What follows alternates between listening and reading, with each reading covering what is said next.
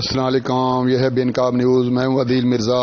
لیے چلتے ہیں آپ کے لاہور زمان پارک کے باہر کے مناظر دکھانے کے لیے، جہاں ایک میلہ سا لگا رہتا تھا، دن رات ایک رونق تھی۔ آج وہاں پہ کیا صورتحال ہے یہ دکھانے جا رہے ہیں آپ کو۔ دیکھتے رہیے بے نقاب نیوز۔ جن دوستوں نے ابھی تک ہمارے چینل سبسکرائب نہیں کیا وہ ابھی کر لیں تاکہ آپ بھی جڑ جائیں بے نقاب نیوز کے ساتھ۔ نگران وزیر اطلاعات پنجاب عامر میر کی اس پریس کانفرنس کے بعد کہ جس میں انہوں نے کہا تھا کہ زمان پارک میں اس وقت بھی 30 سے 40 سے دہشت گرد موجود ہیں، اس گفتگو میں انہوں نے پی ٹی آئی کی قیادت سے اپیل کی تھی کہ ان دہشت گردوں کو قانون کے حوالے کر دیا جائے، جس کے رد عمل میں chairman P T I Imran Khan نے اپنی گرفتاری کا خدشہ ظاہر کیا تھا۔ بظاہر یہ خدشہ ظاہر کرنے کا مقصد یہ تھا کہ کارکن فوری طور پر زمان پارک پہنچیں اور انہیں گرفتاری سے بچا لیں، جیسا کہ ماضی میں ہوتا رہا ہے۔ لیکن اب عالم یہ ہے کہ عمران خان کی گرفتاری کے خلاف احتجاج کے دوران 9 مئی کو جناح ہاؤس سمیت مختلف تنصیبات پر عملوں کے نتیجے میں گرفتاریوں کو باعث اس بستی میں جیسے ہو کا ایک عالم ہے۔ الف لیلہ کی رومانوی داستان کا ظالم جادوگر یا جن گزر چکا ہے۔ بدھ کے روز ہم نے یہاں کا دورہ کیا، جہاں پہ عمران خان کے چند ذاتی محافظوں کے علاوہ کوئی نظر نہ آیا۔ کہیں دور دور تک کوئی کارکن ہمیں دکھائی نہیں دیا۔ خاص طور پر پولیس نے زمان پارک جانے والے راستوں پر ناکہ بندی کی تو جو 15-20 رضاکار وہاں پہ موجود تھے ان کا دانہ پانی بھی بند ہو گیا۔ نہ یہاں پہ دیگیں پکتی ہوئی نظر آئیں، نہ روٹیوں کے تندور نظر آئے، اور جو بنوں سے خاص قسم کے روٹیاں پکانے والے کاریگر یہاں ہمہ وقت موجود رہتے تھے، نہ وہ کہیں نظر آئے۔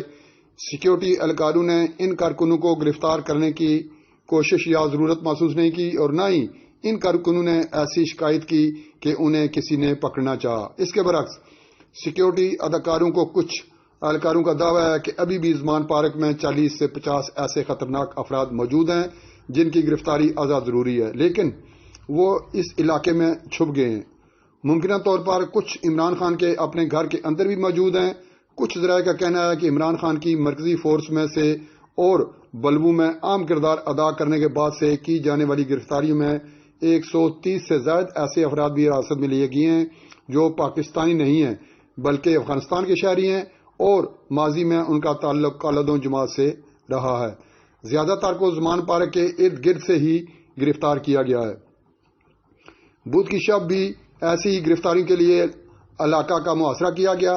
اسی ناکہ بندی کے دوران عمران خان نے اپنی گرفتاری کا خدشہ ظاہر کیا تھا، تاہم نگران حکومت کے وزیر اطلاعات عامر میر نے اس کی نفی کرتے ہوئے واضح کیا کہ عمران خان کو گرفتار کرنے کا کوئی منصوبہ نہیں بنایا گیا، اور اس ضمن میں عمران خان کا دعویٰ غلط ہے، اور احتیاطی چیخو پکار کا مقصد بھی کچھ اور ہے۔ دلچسپ بات یہ ہے کہ عمران خان کے کارکنوں کے بیان کے بعد بھی لاہور سے کوئی کارکن زمان پارک نہیں پہنچا، اور نہ ہی کسی ناکے پر پولیس اور کسی کارکنوں میں بحث ہوتی ہوئی دیکھی گئی۔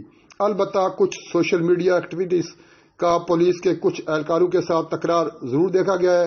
پولیس کے مطابق یہ لوگ بنیادی طور پر پی ٹی آئی کے کارکن ہیں اور سوشل میڈیا کی آڑ لیتے ہیں۔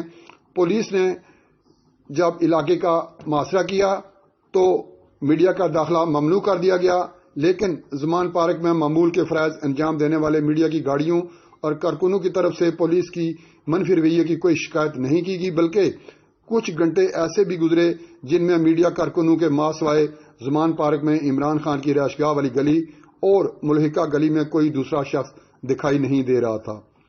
مرشد چوک پر بھی کوئی کارکن نہیں تھا۔ کیمپوں میں ہو کا عالم تھا، جیسے سالہ سال سے کسی کا ادھر سے گزر نہیں ہوا۔ بدھ کا یہ دن معدود کارکنوں کے لیے بہت بھاری گزرا۔